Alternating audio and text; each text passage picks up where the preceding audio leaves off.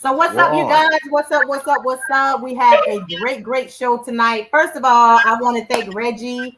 Shout out to him because he inboxed this to me a couple weeks ago, and I was like, cool. And then as I looked at it, I was like, well, we kind of already did a show about appearance, but I understood his explanation about why he wanted to do this particular show.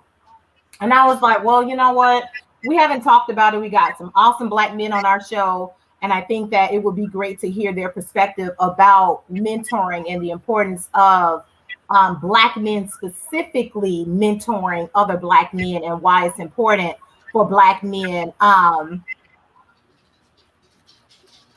mentor other people. So, without further ado, as you can see, we have none other than our regular crew, Mr. Trey Amazing, and obviously we have Jay Ladre with us tonight, and Mr. Horace Towns. The Horace Towns is running behind. Y'all know when them commissioner duties them come first, you gotta do what you got to do. But I really thought that this was a great topic. And like I said, shout out to Reggie for sending this topic. And I really appreciate him for, like I said, sending this topic. And I think that, so, and it's interesting to see how some other people have kind of chimed in and talked about the show. And yes, Willie, we do need this conversation, especially in a time now where our black men are literally just under attack. And it's not like they haven't always been under attack, but it's really out of control. So I think it's just such a timely conversation for us to hear from the black men on our show, because as you all know, I'm a very champion person for black men. I think that black men are wonderful. They're great people. And I think we need to do more to champion them and give them support, especially now when they can walk out the door and it could be their last. If you don't know Daquan, this young man, I think his last name is Williams, but he got stopped for a traffic violation. No relation. And he got killed for air freshener in his window. And digging deeper into the story, it's like, he had a warrant, but he never would have had a warrant had they actually served the warrant to the right address. Man could have showed up to court. Well, they're using that as they're using that as a way to gaslight, to make it. Oh, absolutely. That's absolutely what it is. That's absolutely what it is. And we're not here for it. But I think that, like I said, this is a timely conversation because it's something that we really need to really kind of champion, because we've got so much going on. And I just wanted to have a conversation that I think would highlight, obviously, the men on this show and give them an opportunity to really kind of share their thoughts on basically the state of blackness as it relates to black men and what black men could possibly be experiencing emotionally, what y'all are feeling, what y'all are thinking, and some avenues and opportunities. One of the things somebody asked was, what are some ways that we can definitely mentor and provide mentoring opportunities? If you don't know, 100 Black Men is one of probably the more well-known mentoring organizations for Black men. And it's a nationwide organization. They have chapters just about everywhere. But we're going to get into that a little bit later. But I want to hear from the men tonight and let you guys really kind of shine front and center on this conversation. So we'll start with Jay, and then we'll make our way around to Troy. So Jeff, go ahead and share with us what your feelings are. I know that this is something that you kind of like to deal with as well as it relates to you and Horace kind of agree a little bit when it comes to mentoring, providing mentoring, and you work with obviously with youth, mentoring youth. Okay. And that's definitely a demographic that needs support. But how do you feel right now as a Black man? What are you feeling in this climate? And I want to shout you out first. Why? This is about y'all. Years ago, when we first reconnected and started speaking, specifically, you actually inspired me to push this a little bit further. It was specifically one chapter when you talked about mentoring and diversity. I have it bookmarked I'll post a link, everyone. Dr. H wrote a wonderful book. Here it is. You can get it on Amazon. But all jokes aside, it's multifaceted. Black men overall are always, it's pop culture. We're seen as thugs. We're seen as lazy. It doesn't help that you have Oprah, Tyler Perry, Beyonce out here bashing us, saying what they say about us. And then overall, like you made a powerful point about, we can't even walk out somewhere without being killed or seen as a threat. A lot of times it's not even a threat, it's a vendetta. But as far as mentorship, it's very important that most black men need a mentor, someone in their life to put them on the right path. I know folks think that I think I know everything, but I have mentors. I'm not ashamed to say that. And I have people I look up to, even if they're not people in person. TD Jakes, I grew up going to his church, but I still communicate with him and watch his stuff. So I'm not going to, throughout the conversation, we'll talk more in depth about it, but I am very passionate about this topic, not just in relationships, but in life. So, yeah. Trey? That's me. Shortly before the call, I was on the phone with my mom. And, my mom, we get on the phone and we start talking about everything that's happening on CNN and, the state of affairs happening in America. And, my mom was asking me if I've been paying attention to the Derek Chauvin trial and everything that's been happening in Minnesota right now. And I expressed to my mom and, she agreed. My mom is 78 years old. I said, Mama, really the only thing that's different between when you were growing up and present time is social media and body cams. Everything else is the same. Black men are still hunted. Black men are still profiled. Black men are still lynched on sight.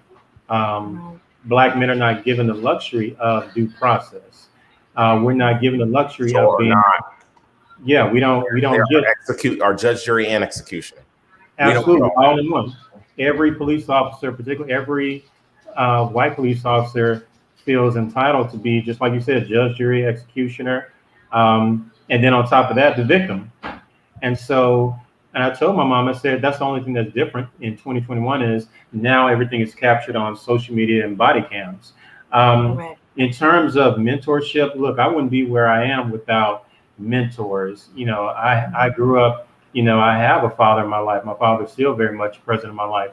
But in addition to my father, I had Boy Scout leaders. I had karate instructors. I had coaches. I had people in the church. I had teachers. So I always had positive examples of Black men that prided themselves on teaching, young Black men. Where I come from in Memphis, they were, the people where I'm from, they're very much on some, it takes a village.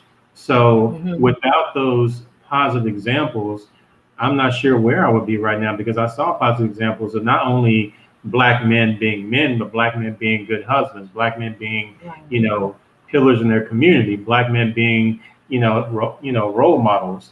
And young Black boys need to see that, because as Black boys, you don't come out the womb knowing how to be a man.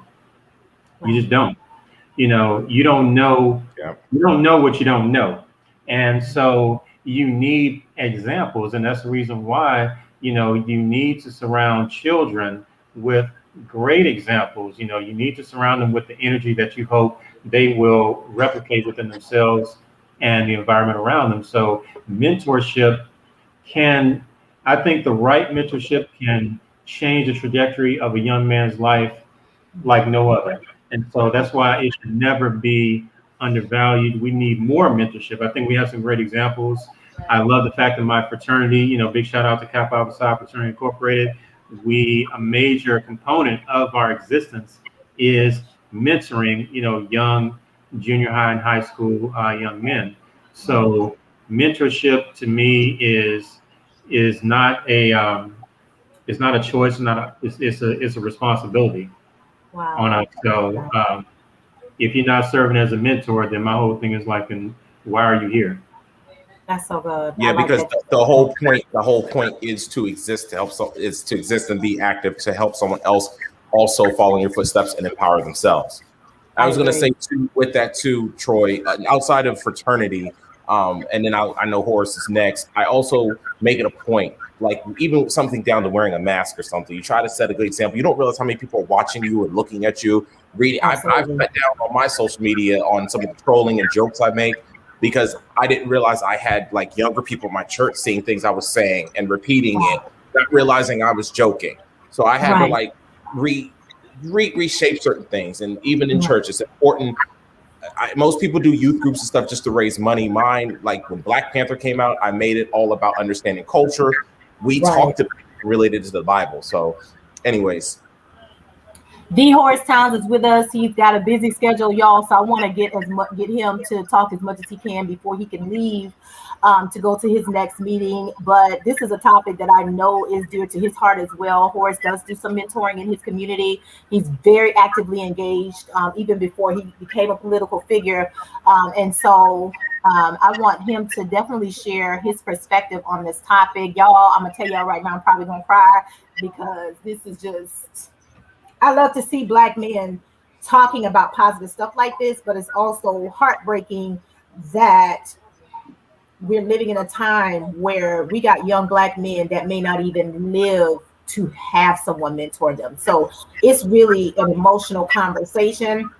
But Horace, share with us your thoughts about, mentoring and why it's so important for Black men to, one, have a mentor, but two, also get involved with mentoring. Well, first off, I want to give a salute to you because when we started this last year, I didn't know Jeff. I didn't know Trey. I didn't know, we didn't know each other, but we instantly clicked from the day that we did our first show. And I always tell these guys, even on air, that, even as an adult, mentorship doesn't stop. You know what I mean? Like, I look at both of them and have some good takeaways and good conversation. As young men, that blueprint, the blueprint is what we look for. You can tell a kid something, but they're you can tell them something, but what are you showing them?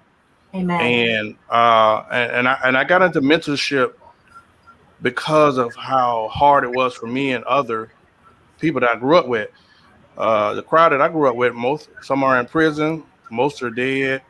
So when I see my guys see me in the community, people ask, why do they have such a rapport for me? It's because I'm still here.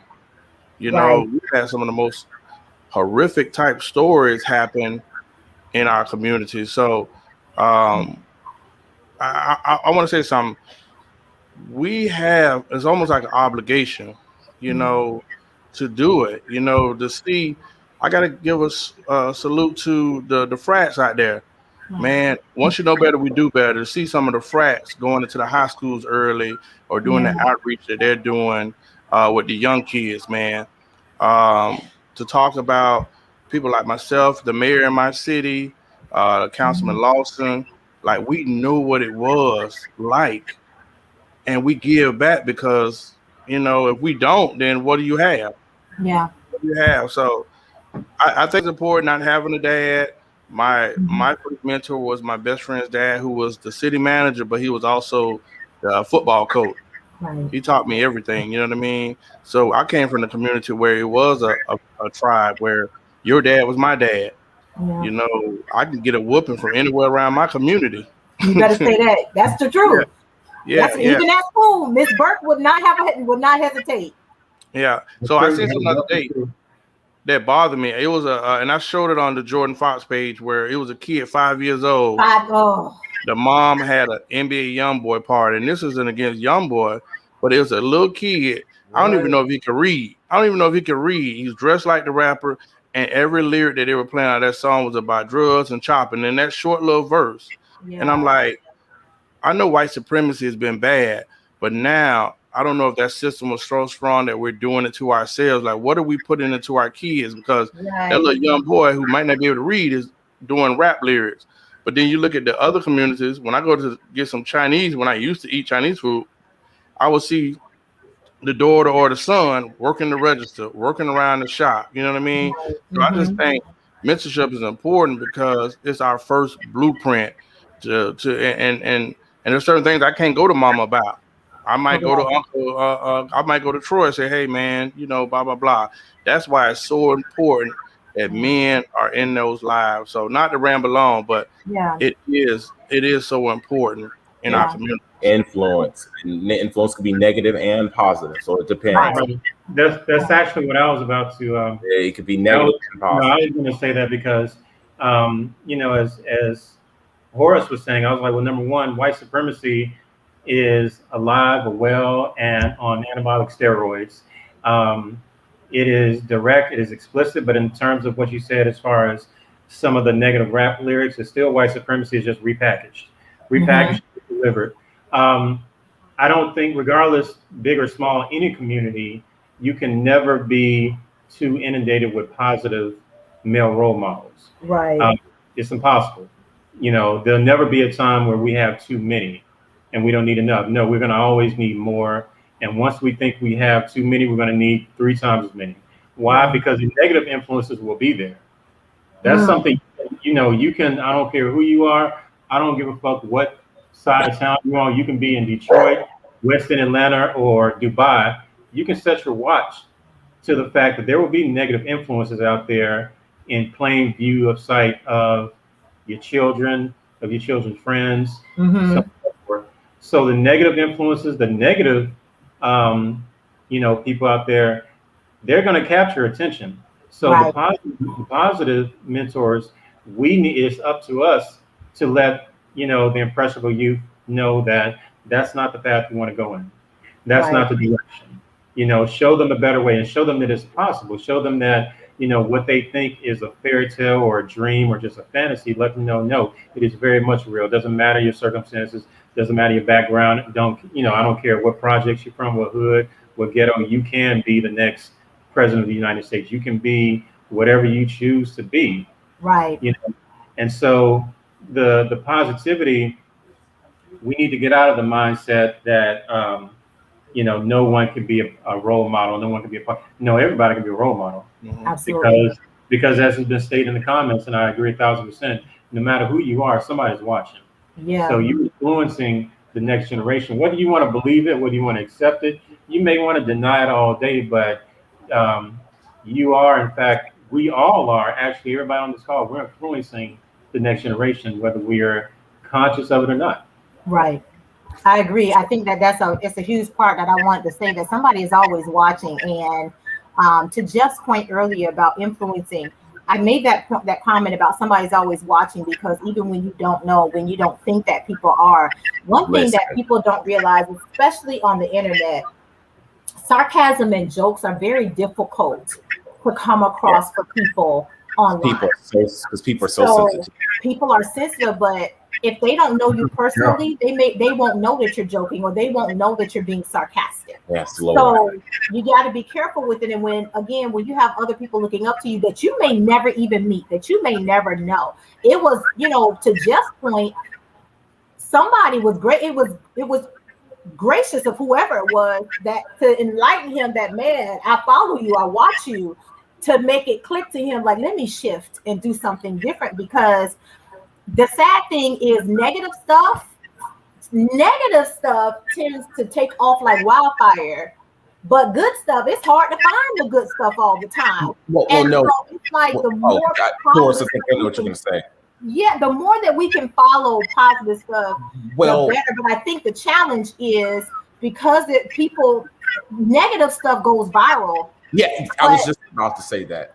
The problem with that is, like Horace said, it creates now a mindset that I want to go viral so much that now I'm throwing my 5-year-old son a party, a theme that probably back in the day we've been like, that ain't appropriate for a 5-year-old. So you're setting the stage and the tone and planting a seed in your 5-year-old son, so that by the time he in class, he mouthing off at the teacher. He coming to school, pop trap, and it's like, we're not really, setting a good foundation. And he probably saw that on a movie too. Sometimes it's not always what they see from you.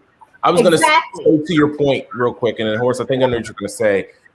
The point about negativity, there are times where I will, for instance, like on Twitter or Facebook, and I know a lot of it is just people who just want attention, or they just want something. negative, I will literally, and I've tested it sometimes. I've literally sat all day and said uplifting things. If people see it, they just don't say anything because people think positive things. They want to troll. It's nothing they control. They can't troll. Right. And I've literally sometimes just been like, you know what? Let me just say something crazy. Right. And the second I say it, I will look an hour later and have hundreds of mentions. Right. And I'm just like, or I have people say, oh, well, you never, they get on me about something, be like, oh, that doesn't sound right. Or you don't stand on the right side. And I'd be like, do you miss everything else? But it doesn't go with the narrative. Right. And it's just how our people do that. It doesn't fit the narrative. And our people do that even in music and stuff. They would rather hear about wet ass pussy and stuff. But then when someone actually has talent and raps well, like GoldLink or someone, people say music's trash. And I always say, because the lyrics are complex and about something and you cannot relate to them. So because of that, you don't understand it. Whereas talking about drugs and robbing people and sex. Those lyrics, when you ask, it's one thing to ask people to think. Yeah, they can't do it. They won't do it. They don't want to do that. Thinking is too hard. Or one more thing, like for example, and you all can agree with this, how many times you've planned a trip with friends or you send out something and it's more than a paragraph long? No one will read it. But if you show a picture, a meme with something crazy, they could verbatim. Yeah. Even with news and stuff, I can't tell how many times I've heard people cite sources and go, oh, I saw a picture that said this. And I'm just like, and I just go, and in our generation, that is what they don't understand. Go ahead. I'm sorry. No, I want to say, just before I go to my comment, the music, white supremacy. The media, white supremacy. Listen, there's you got some conscious brothers out there with some good messages. They're never gonna get the light of day. Right? You got the media. They found a way to still put a slanted article up against DMX the other day. You know what I mean? Yeah. But we have to identify what we're against. That's why I would say black media is so important. But I wanted to say something when I heard Troy speak. Never underestimate the power of one. Because in my community, the reason that I'm out here chasing and doing the stuff I do, because I seen what our community once was. Yeah. On my street, I had a policeman. I had a judge. On the next street was a firefighter. Like, you actually seen those images in your community. So I know a judge. I know a policeman, before we got into moving out to other communities. But my Coach Sutton, that man coached for like almost 50 years. You know how many lives he's impacted, how many NFL stars, and you take it for granted, but you build a rapport with these people, day to day. There's going to be a principal you probably could think of, or it's going to be a teacher that you could think of that's really impacted your life. That's why, to your point, that imagery is so important. And my dad did wrong, right? But I never saw it. As compared to this generation where you have these young dudes pretty much bathing in their own ignorance. You know what I mean? Like, they're showing their kids what they're doing. So do you really love your kid if you're not doing because where are they going to go if that's the image that you've shown them? So I would say the power of one you can never underestimate. Right. I think that, that's why conversations like this is so important. And really reshaping the narrative. My mom asked a question about the negative influence flowing through Black communities. Could it be there's a need to repackage positive narratives? But I think that's part of it, but being creative and being able to bombard, all of the networks. Because like you said, Horace, it's white supremacy because they control the narrative. How then do we control the narrative? And I asked that question because one of the comments I got in my post about this conversation was a gentleman by the name of Scott Lucius. He commented and said, in addition, I think it would be helpful to explore creative new ways to provide access to mentorship. Often we think of formalized programs, educational, civic, or social, offering access to mentoring, but perhaps we could also consider doing so virtually too, or other less formalized ways to reach the youth wherever they are. And that to me is where we are. And I think that's where we got to be creative, because sometimes you got to meet people where they are are, because you can't force them to come up to where you are. But I think also we need to find a way to be creative to reach the parents. Because to Horace's point, if you're a parent, you're a mother having a party, an adult, what I would consider adult topic party for a 5-year-old, you need some mentoring. Because something is going on here that you think that that's appropriate. That party is more for you than your 5-year-old. Yeah, that sound like something. Someone need to reach out to that brother Boosie and enroll him in some classes, because I'm like, dude, I know everybody's parenting style is different, but some of the things he talks about exposing his sons to, I'm like, on what planet do you think that's going to be okay? On what planet do you think that's going to translate well in terms of how they view women, how they view substance and substance abuse, and so on and so forth? Some of the things, I'm sorry, I do follow Vlad TV on YouTube, and Vlad interviews Boosie quite often. And some of the things that man says, I'm like, come on now, come on. But sorry, I just know that was hella random. That just made me think about that as far as when you mentioned parents, and I'm like, yeah, some of these parents really need some guidance. Right. So, but I think, but it goes in line too with what I just said. That's an unconventional way. That's informal. That's informal mentoring, because you are an influencer. And whether you intend to influence people or not, when you become a celebrity, you to me, because back in the day, this is what I'm used to seeing, you have a responsibility to use that influence in a positive way. And so, and these are people who are influencing young people. For instance, I think that's the issue with what's the boy, Lil Nas X, who had the devil shoes or whatever.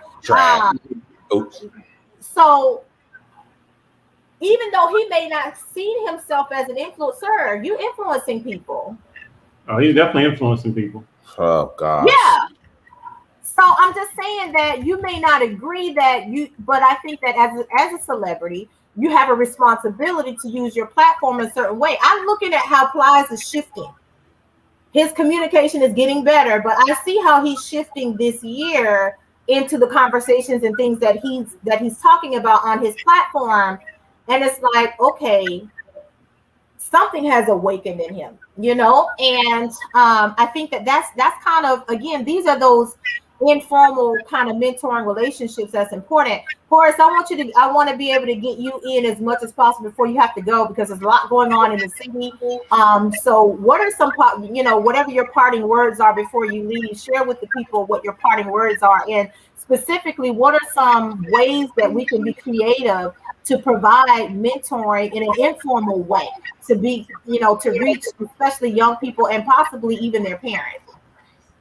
Well, listen, after I retired, I went to the school district and volunteered. I've been on the superintendent's board for a while with education, and there was always a talk about not having enough black males in the system. And I went and worked in the school system for 2 years, and I had a good rapport with the kids. You're not getting paid a lot at all, but the impact that you're having with those kids day to day. I know that I made an impact with some of those kids, but me, now that I'm so busy, I make sure I try to support or sponsor some of these groups, whether it's a girls dance group, whether it's a frat group, like just those after school activities that keep those kids busy. Last year we came up with a thing where we paid for a lot of the kids to play football for free, taking care of their registration.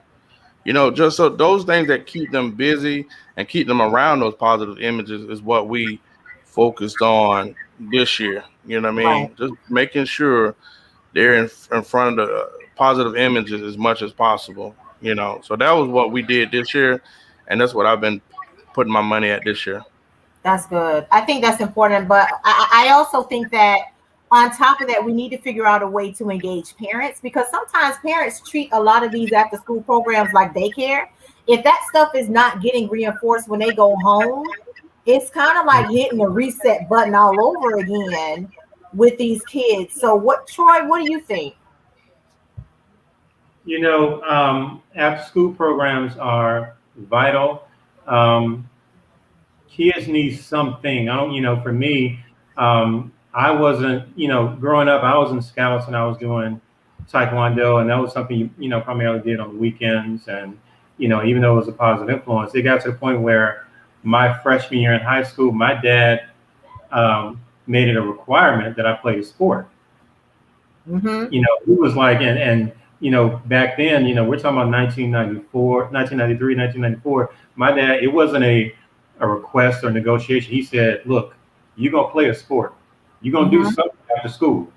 Right. It wasn't, he didn't ask me. It wasn't anything I could say, no, I don't think like, no, you're going to do The it. only choice you had was which one. Right. That was the only he gave me a choice. He said, look, you want to play basketball, football. But not doing it was not an option. Right. He took the option away. He took that away from me and said, no, you're going to do something. So even my father, even today, you know, my father is 83 years old, and he's still a positive influence in my life. Because my father, just like we have a lot of young men out there who are in need of somebody, a male figure, to show them how to tie a tie, you know, how to craft a resume, you know, how to conduct themselves on a job interview, you know, how to be a gentleman to a young lady. You know, these are things that when I was growing up, that's what you learn from your mentors. Because again, like earlier in the show, when you're young, when you're a boy, you don't know what you don't know. You don't come out the womb automatically knowing how to do these things. It took, you know, my dad had to teach me and make me practice. This is how you tie a tie.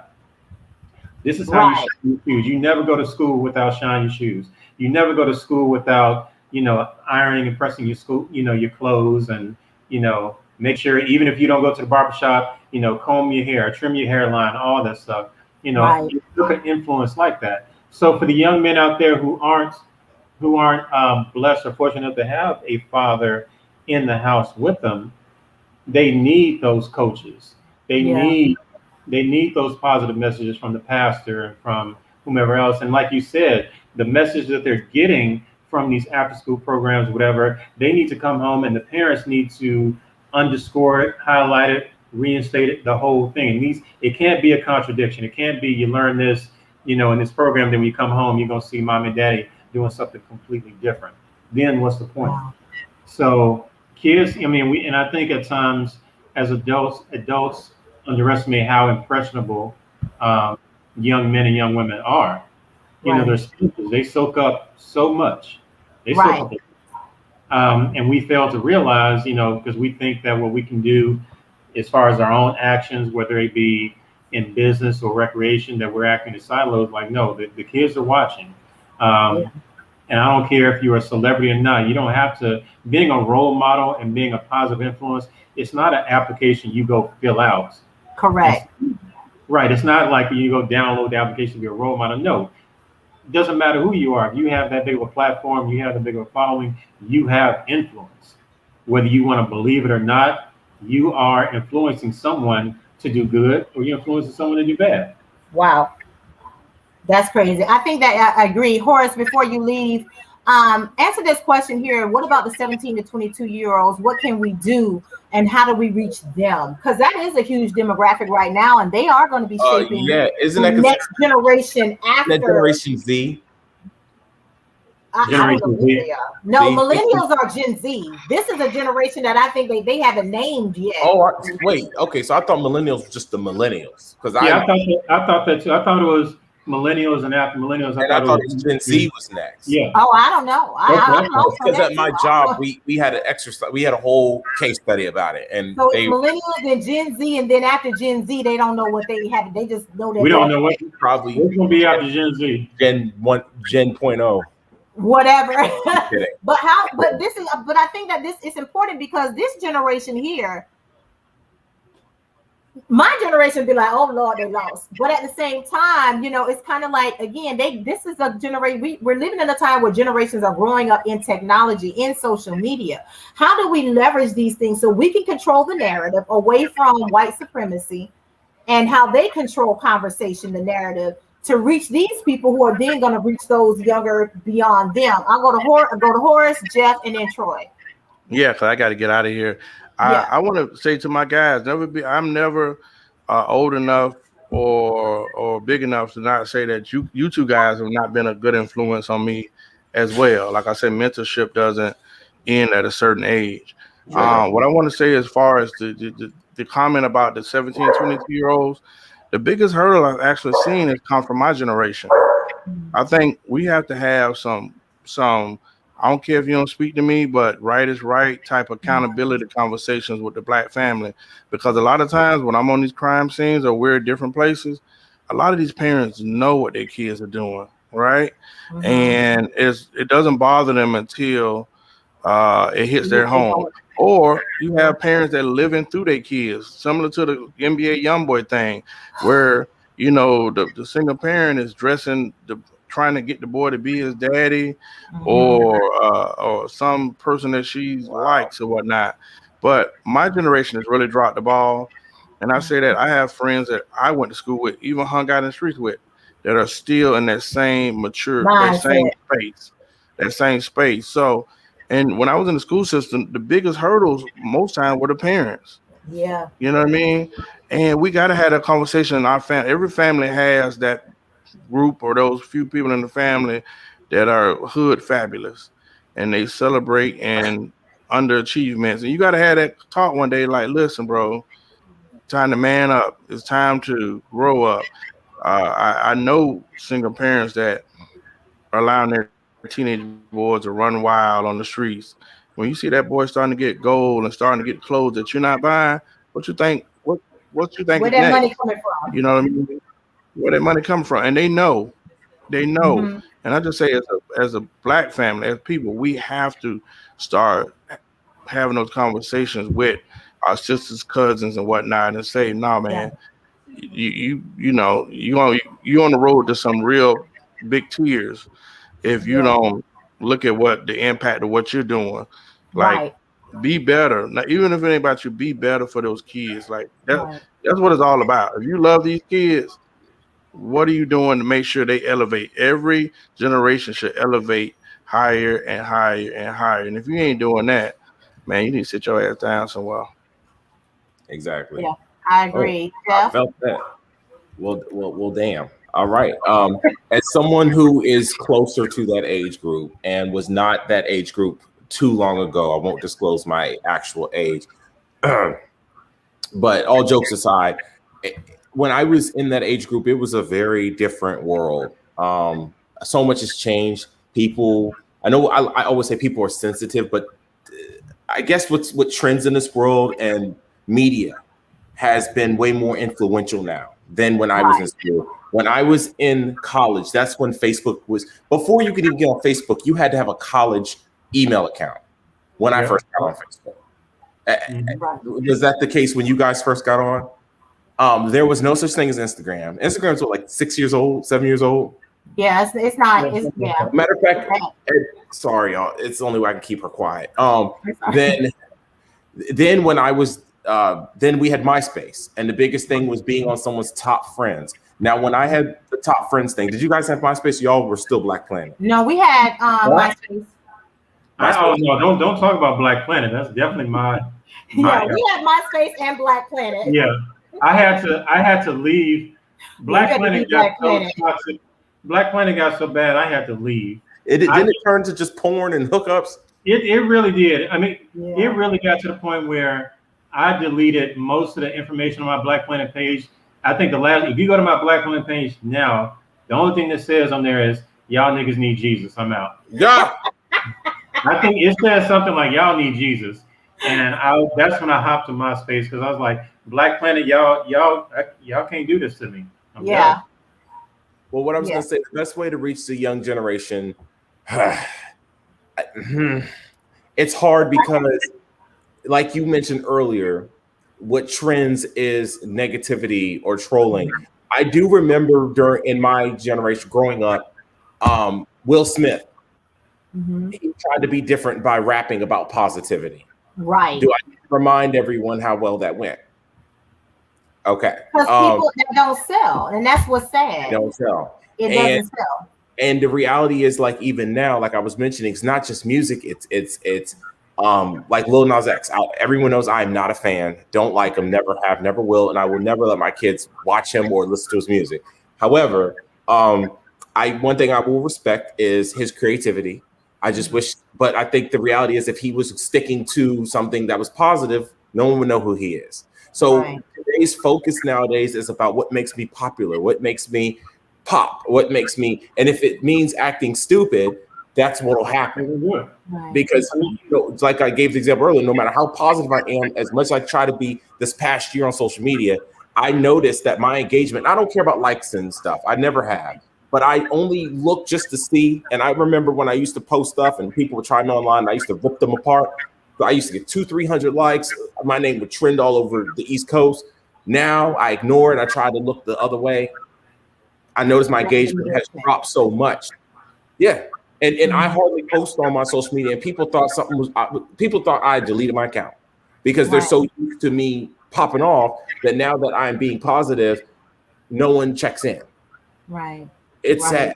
So the best way to answer that is we have to get someone who's popular, who does have influence, to try and be positive. Sometimes you do see they'll have commercials sometimes with Beyonce or somebody popular trying to be positive. But the reality is, or even Cardi B, as much as I don't like her, you've seen it, but we all know that it's fake. Right. Well, I think I think part of the challenge too is when the platforms manipulate the algorithm because it's not it's not promoting what they want. You know what I mean? It doesn't. Whenever you put the word black, Facebook automatically doesn't make it sit at the top. Mm-hmm.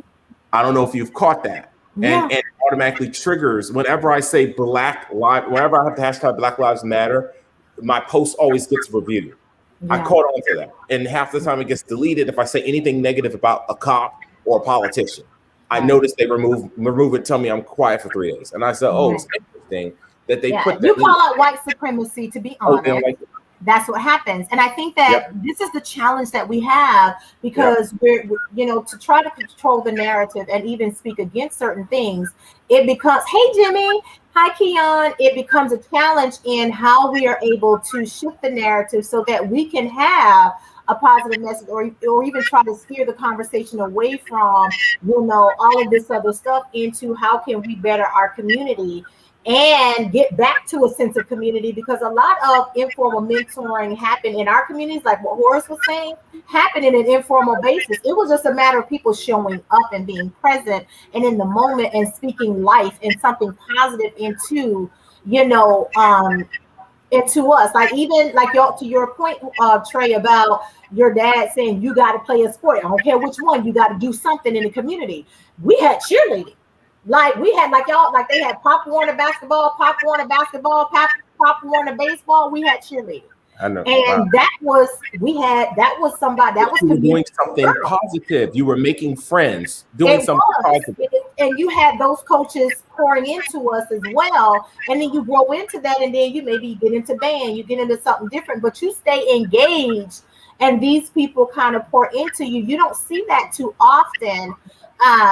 But I think again, trying to be creative and navigating, hey Pev, and trying to navigate these waters, it's a challenge. Trey, go ahead and get in here and share your thoughts. First and foremost, how you doing, Z? I know she getting her hair did, so I ain't mad at you. I think that, and I'm gonna borrow some of what Jeff was saying, and also, what you were saying, Dr. H, we recognize is going to be an uphill battle.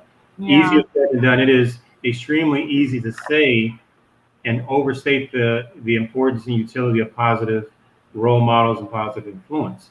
We're behind the 8 ball because what do we see? We see people who are negative and who are destructive get rewarded.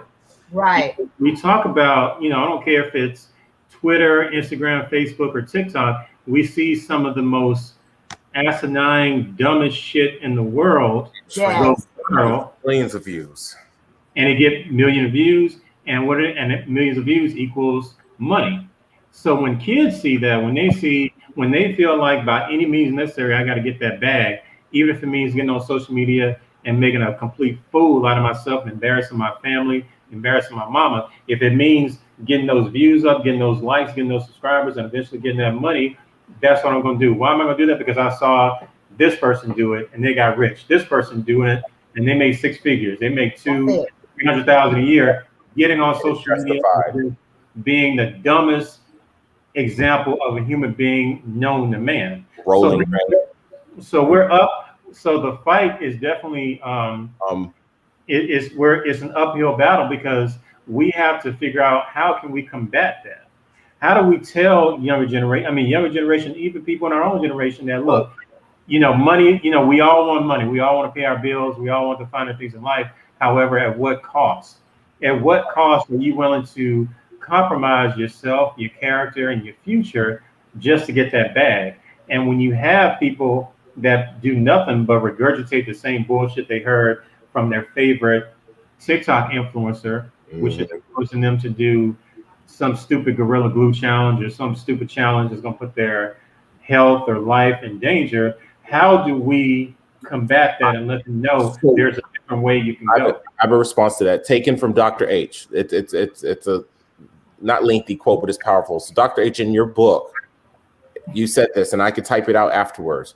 She said, quote, here it is. Whatever method of assessment chosen, make sure the feedback collected from it limits the amount of bias. Now, here's the powerful part. She said, granted, it may be impossible to escape bias since the mentor and protege is evaluating a relationship they're a part of. However, the mentor and protege wants to protect the validity of the assessment. Find a way to turn the bias into insight. That last part. You just mentioned TikTok. The validity of the assessment is how much clout you get. But if you turn the bias, which is instead of looking at doing something stupid, try to do something positive that's going to trend. It'll allow people to follow it too. But so the platforms aren't, but here's the thing, and basically what you're saying is the platforms, rather than again, they're using their bias against what people are trying to do, which is push positivity. I appreciate a lot of the celebrities who are currently using their voice to speak positivity, share those humanity stories. You know what I mean? Here's your daily dose of humanity. But at the same time, you still see a flood of, hashtag this black man's name because another one died or just got publicly murdered, or, you know what I mean? So it's in the midst of the attempt to do something positive, it kind of still gets muddy. But I think that if we focus on doing things on a local level and not feel like everything has to be done for social media or for recognition, but genuinely do it because we want to improve our communities and help each other do better, I think that a little bit goes a long way. And I think that might be a good approach to what we're dealing with. Because when you start talking about mentoring, you're talking about shifting people's mindsets and a lot of different things, and that's hard to do. But I think that if we start at the micro level instead of trying to do everything at the macro level, you know what I'm saying? I think that we can get there. Each one reach one. You know what I mean? Just pick one. Just each one reach one, and it'll work. You never know who you're influencing. If you reach one person, you don't know who that one person is going to reach, and so on and so forth. So that's how it's a domino effect. And I think if we shift our mindset about mentoring, like the comment that I got on my page about how do we get creative with talking about, granting access, to mentorship, thinking about it along those lines and being creative, look at it from a micro level. And figuring out a way that, it doesn't always have to be a formal program. It can just be, a school teacher. Back in the day, it might just be your school teacher, your math teacher, pull you aside and say, hey, I noticed that you weren't engaged as much today. Because that's who used to be your mentor back in the day. Formal and informal. You got, like Horace said, it might be your uncle. It might be a friend that, mentor you, might be a colleague, might be somebody like that. So I think that being creative means coming at the micro level and looking at how we can make an influence at the micro level instead of looking at things from macro level. So like I said, I mentioned 100 Black men. They have chapters all over the country. These gentlemen here are members of Kappa Alpha Psi Fraternity Incorporated. Those organizations they're doing a lot of stuff. They have formal mentoring programs. They have things available. You can look at Pop Warner Sports. things at the local level. But I think that, you know, we dig deeper. I don't know how many people know that January is National Mentoring Month. I didn't know that. I didn't know that. And I'm on top of that. National Mentoring Month, actually, and Obama. That happened under Obama's administration. He designated, I think it was his last year, not his last year, but in his last term, that's when he designated January National Mentoring Month. There's a lot that's out there that's available. We just have to, again, be creative. If we know these platforms aren't working for our benefit to push positive narratives, then we need to figure out another way. And again, I think it just starts at the local level. But what do you guys think? Go ahead. When you say local level, do you mean? I mean, I know when I got involved in this stuff, mine started through the church. Right. I mean, it started through the church because that's what was pushed on me, was the church. But then I expanded it to local communities, and then now youth centers, and then now I do work with a YMCA. I know people sometimes pick it because the only time I really say anything is when we have contests, but I do that to show our creativity. Right. There's a lot of non-disclosure stuff that I can't do. I wish I could talk about it more. And I can't ever show the kids because of pedophilia and stuff. Not me, but just Privacy Act. With that said, sorry, somebody's asking can they join in, but I don't think it works that way. Maybe in the future. I have a friend who's really good with this stuff. But get your local communities. I always tell people, even if it's something as small as organizing a neighborhood night, like my mom, when she was HOA president, she used to do a thing where she'd invite the police and local firefighters and stuff to come speak. And I would tell the kids, ask the tough questions. Ask them. I would tell the kids, don't just accept, oh, this is what we do. I would literally coach them and say, ask them why you think there's a problem with race. And some of the parents would get upset and be like, we don't want to teach them that. I said, no. We need to. And one of the kids actually said, I was taught growing up, he was like 14. He said, when I grew up, I was actually told that I had to speak differently than my white friends at school. But hearing and having people to teach you those right ways to talk to law enforcement is important, because the difference in yes or no, sir, versus why the hell did you pull me over could save your life. Right.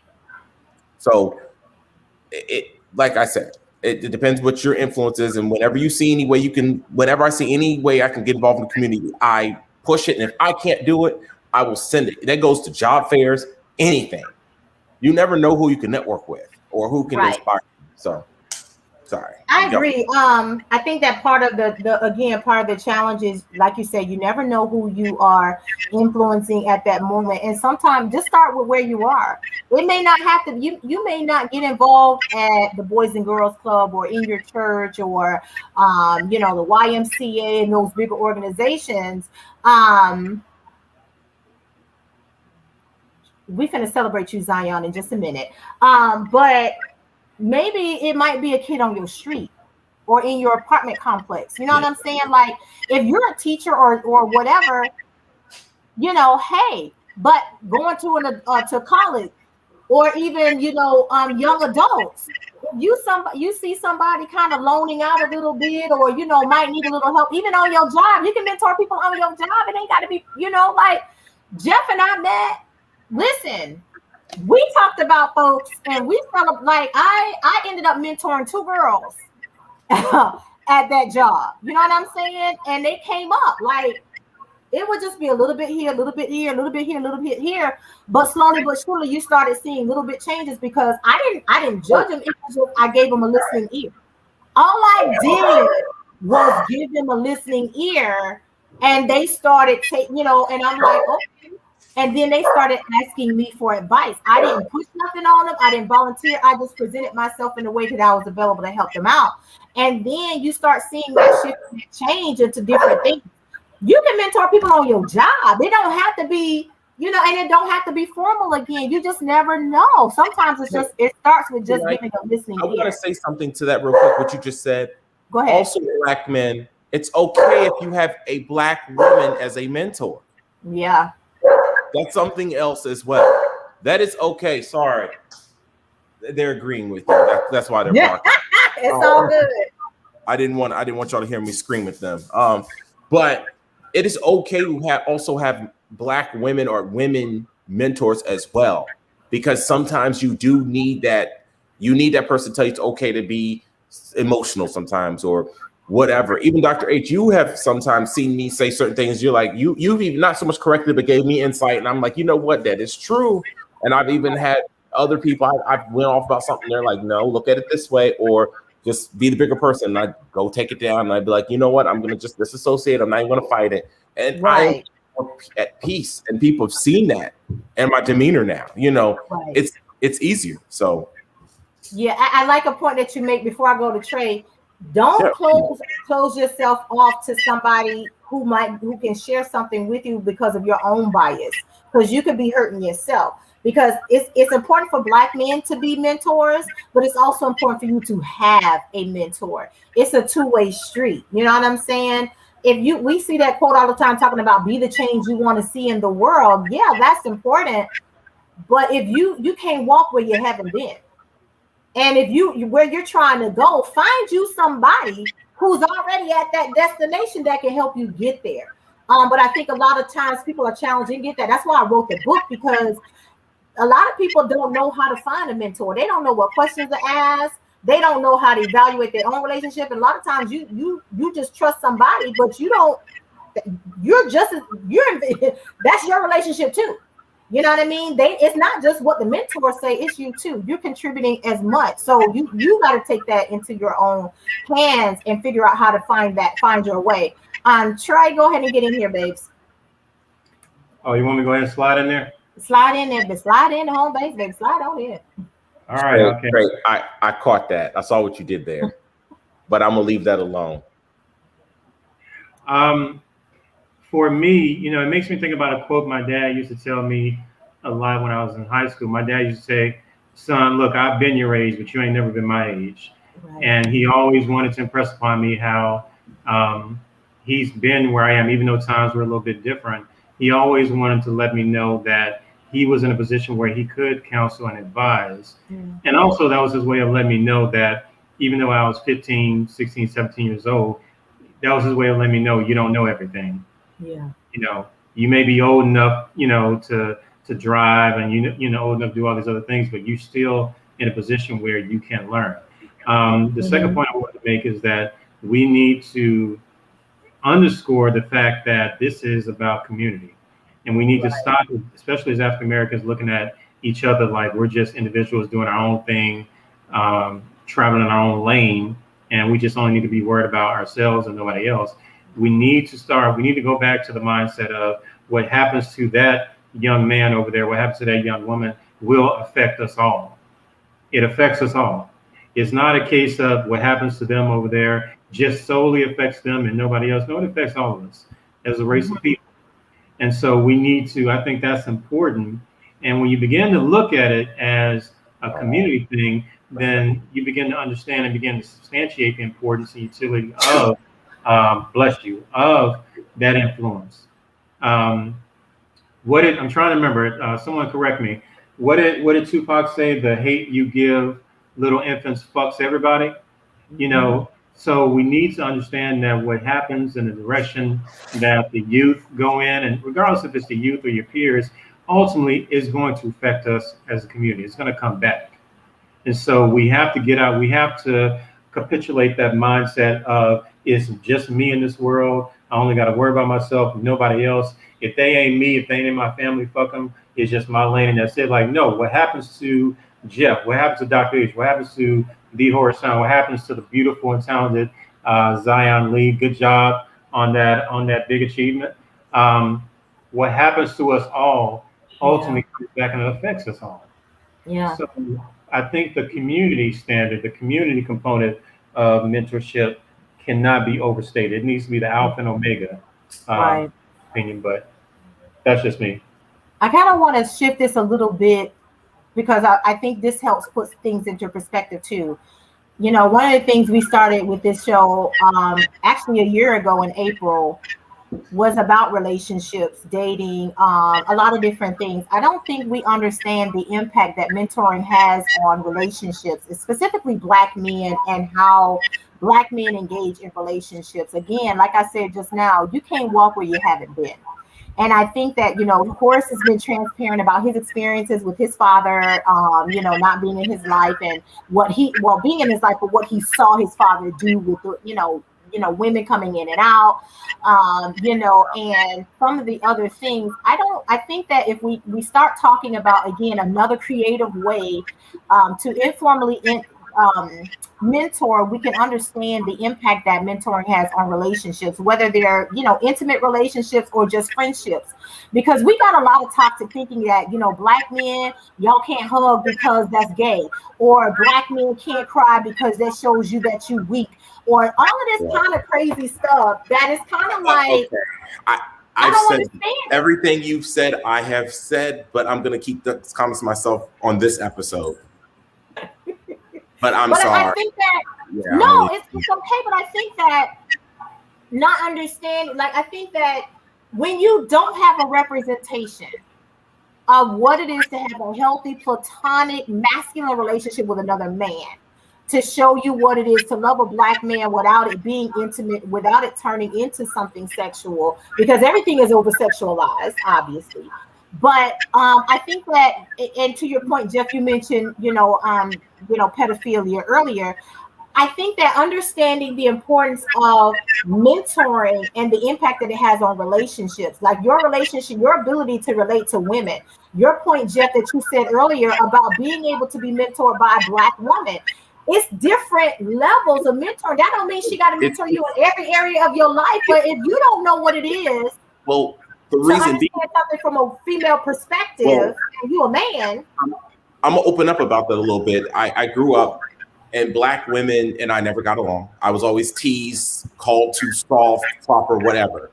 And then, I was married to a white woman, and I was resented for that. I never dated a Black girl until I was in college, only because I was pushed to do it. And I had really horrible views about Black women. I just didn't get along with them. I know I had some views, and I said things, and when they got upset about it, I always said they were just being naggy.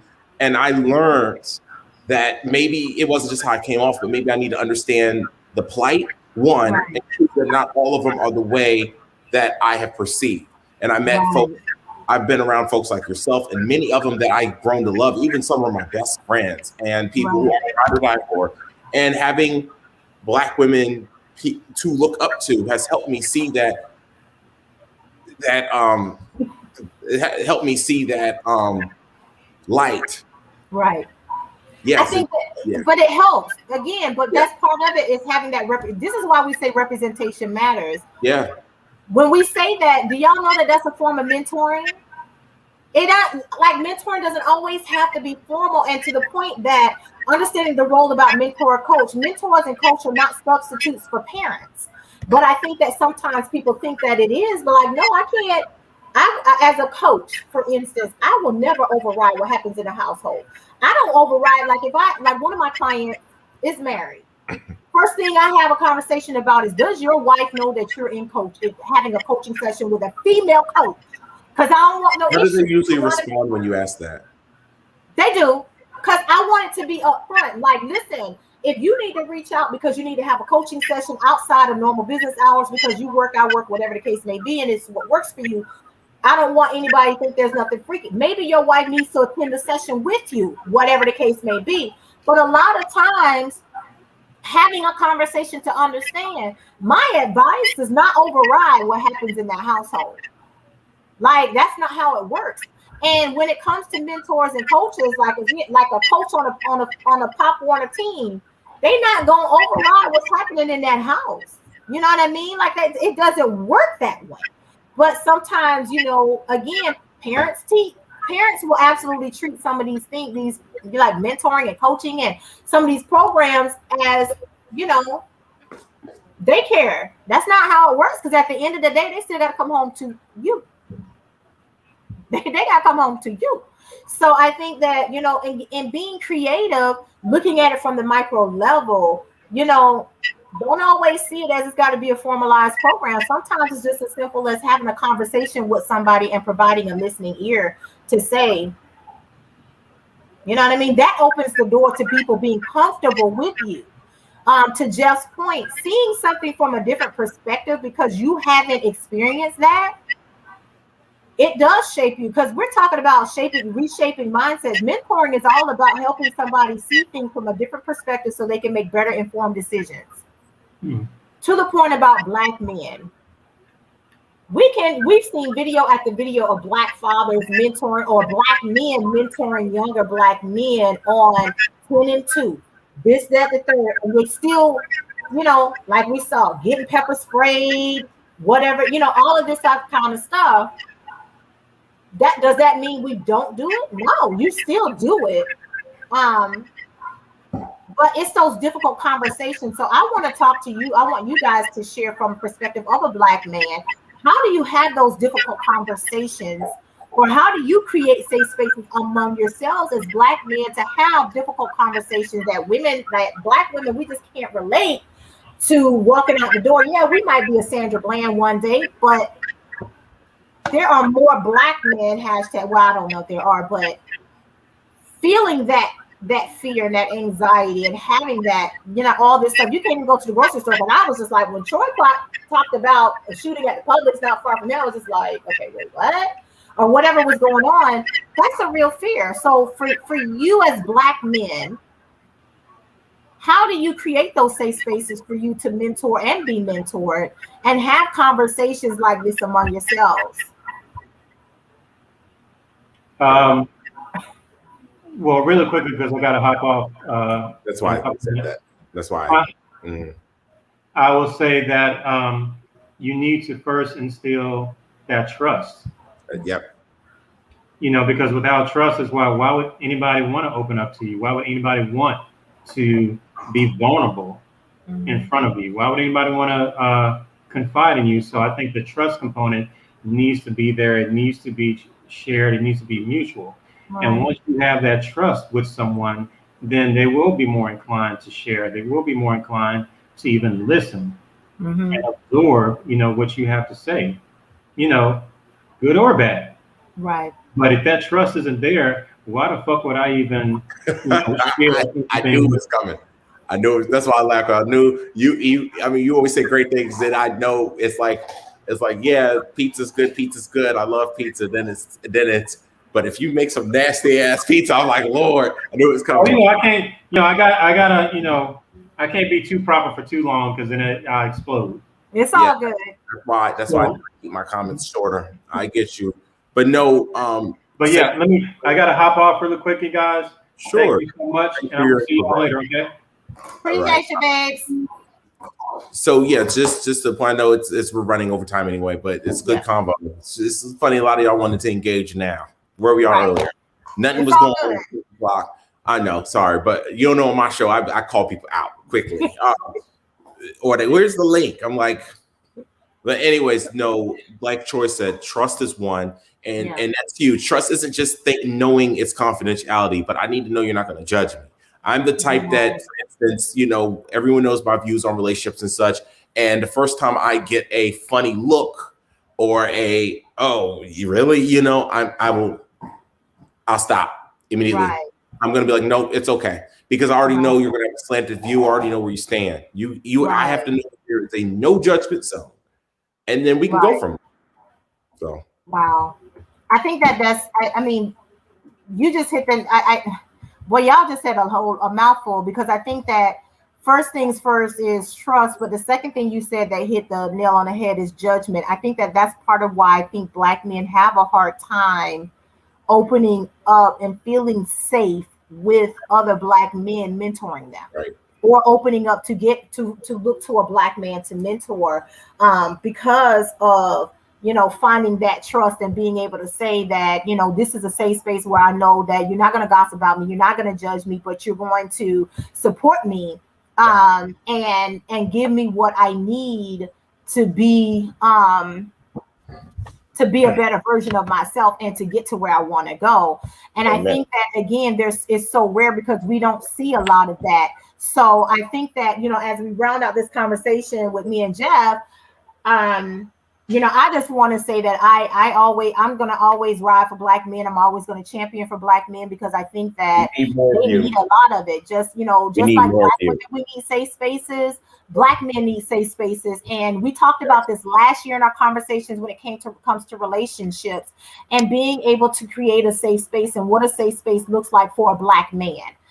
It's different. It's not all one size fits all, but I think that Black men universally just need to come, to come to a space. I don't know if y'all follow this group, but it's called Black Love online. They even have an app, and it's not just about intimate relationships, but they have roundtable conversations with just Black men coming together and have conversations. And it is the most beautiful thing I have ever seen in my life. And I love it because group on Facebook.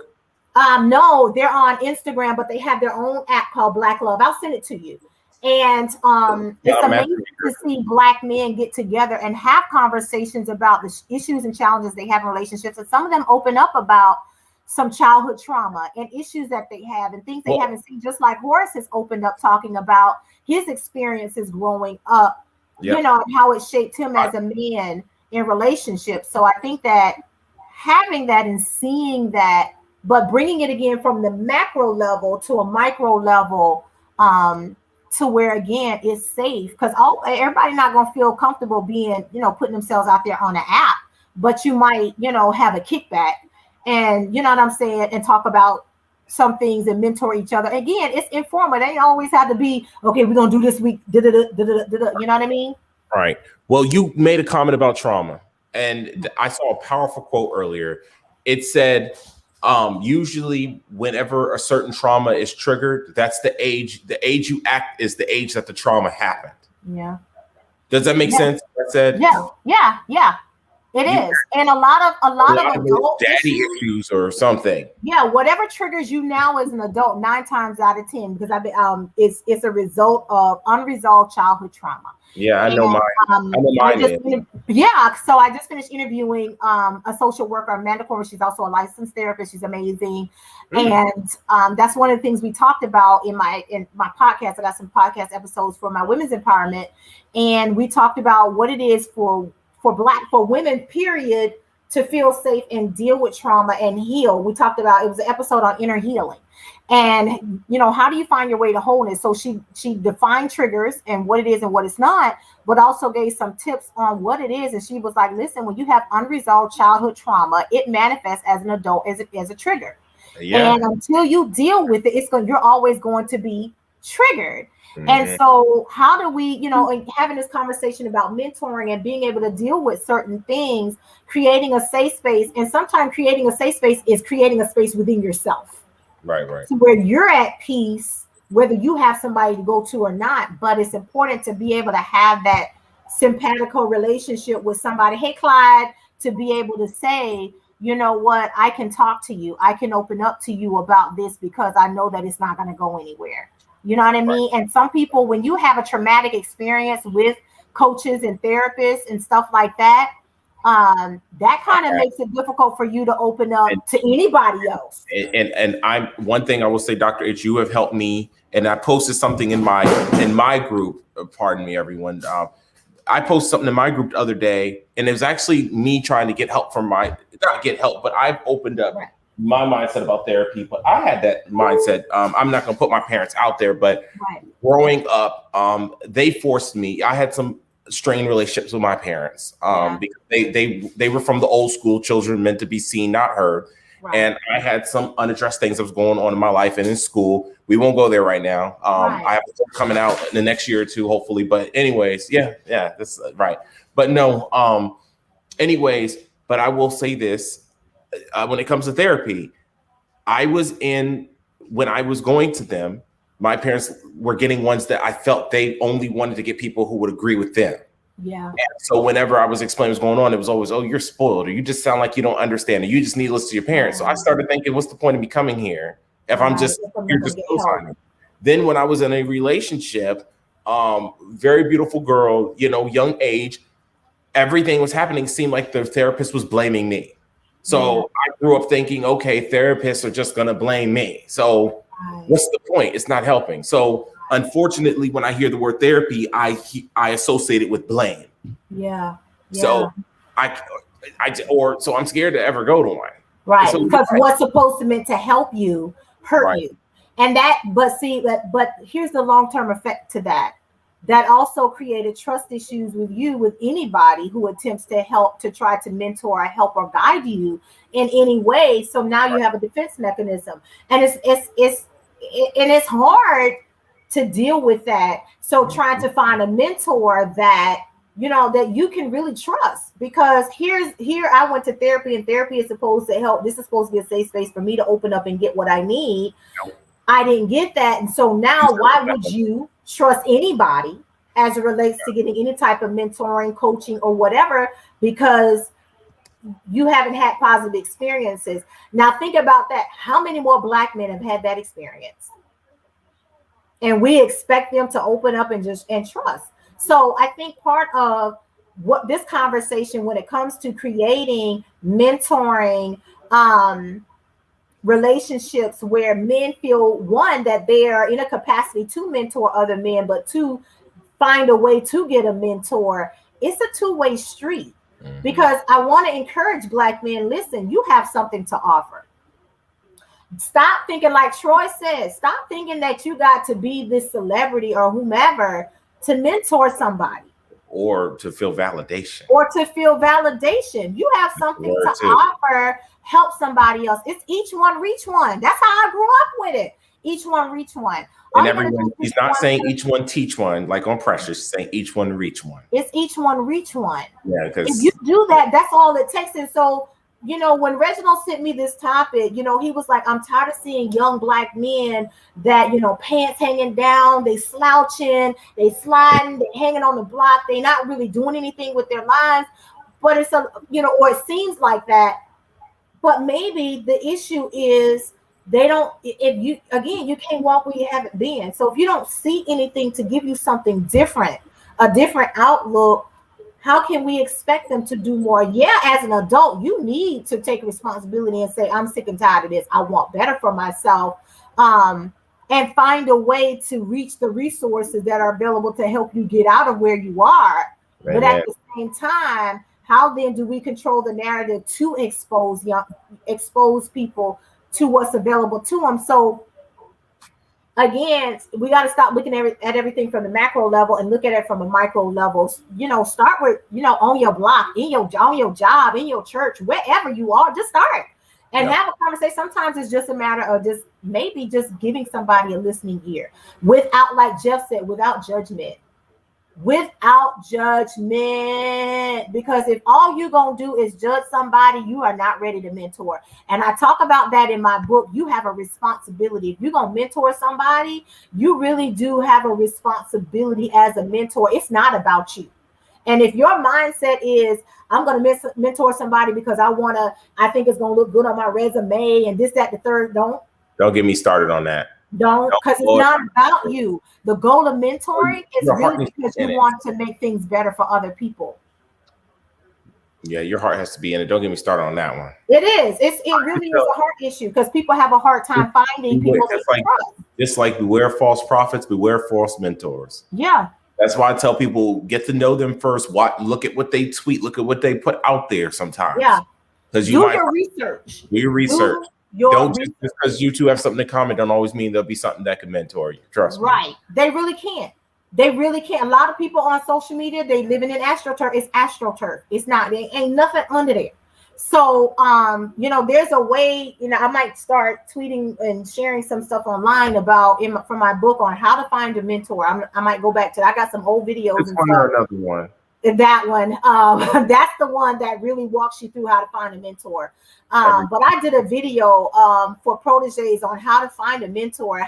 I appreciate the plug, Jeff. Y'all can actually get that book on my website or Amazon. You get it. It's on Amazon. It's on Amazon. But if you want an autographed copy, you got to order from my website. But the main thing is, seriously, you got to know how to ask the right questions to find the right mentor. And a lot of it starts with you as a person knowing yourself. If you know yourself, you know you'll kind of find a way to be able to ask the right questions to find the right person that can help you get to where you're going. But you got to dig deeper, look beyond what they look like, because baby, like Reggie say, some mentors are the biggest predators. And not only that, then when you do sit down with them, and I think your book said this too, you set the tone. Yeah, you set the tone, not the mentor. Yeah, I know. You set the tone. Set the tone because they're supposed to help you. Right. I mean, you of course have the bond, but they're supposed to help you. Don't forget that. Yeah. There's a lot that you have to understand about looking for a mentor, especially now, Black men. And seriously, it's all about, first of all, know thyself. Mm-hmm. You got to know yourself. This is specifically if you're a Black man looking for a mentor, you got to know yourself, because if you don't know yourself, you're not going to know how to find the right person that's going to fit your personality, fit how you learn. It's not just, are they where I want to be? That's important, but how do you learn? How do you take information? How do you take feedback? Bedside manner. A lot of these things matter. Otherwise, you're not going to receive what they have to say, because if they're overly aggressive in their conversation and that's not how you receive information, that's not going to be a good relationship. Amen. So that's why I say you got to know yourself in that situation. And that's key. You know what I mean? And that's in any situation, but you can take that now and apply it to any relationship. A mentoring relationship is just that. It is a long-term relationship. It's not just coaching is different, because coaching is more short-term. If you got a 3 to 6 month goal, hire your coach and move on. But mentoring, it's a long-term relationship. This is long-term. And you want to make sure you're putting your life and your long-term goals and your long-term achievements in the hands of the right person.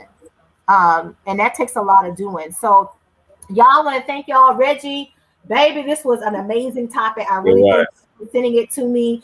If y'all have a topic you want us to hit, feel free to inbox us, text us, send somebody. We done got topics that people done sent to somebody else. But send us a topic and, we'll talk about it. We got a show in 2 more weeks, y'all, on the 28th. Mark your calendar. Have watch parties and have conversations among yourselves about this conversation seriously. And I want to encourage Black men especially. Y'all get together and talk about how you can start to create safe spaces for yourselves, even virtually, to be able to have conversations where you can be vulnerable with each other. Even if it's like, listen, I'm tired of them killing us. Even if it's just a safe space to vent. Just get what's inside of you out. Don't carry around that pain and that anger and that frustration within yourself, because that's not going to benefit you at all. Find a way to get it out. Seriously, find a way to get it out. So, but we appreciate y'all for tuning in with us tonight on this topic. Again, have watch parties, have conversations among yourselves, and share it, promote it. Seriously, because this is an important conversation that we need to shift the narrative in our community among Black people. Not just, we got to do it for ourselves, because we can't depend on anybody else. I'm tired of seeing the hashtags. I'm tired of seeing it, but how can we create this safe space for our Black men so, they have what they need to come up, in any regard. So thank y'all so much. Scott Lucian, thank you so much. We appreciate you guys. Again, have these conversations among yourselves and, figure out solutions that's going to work for you in your community, because there's no one size fits all to it. So y'all, thank y'all so much, and we'll see y'all next time.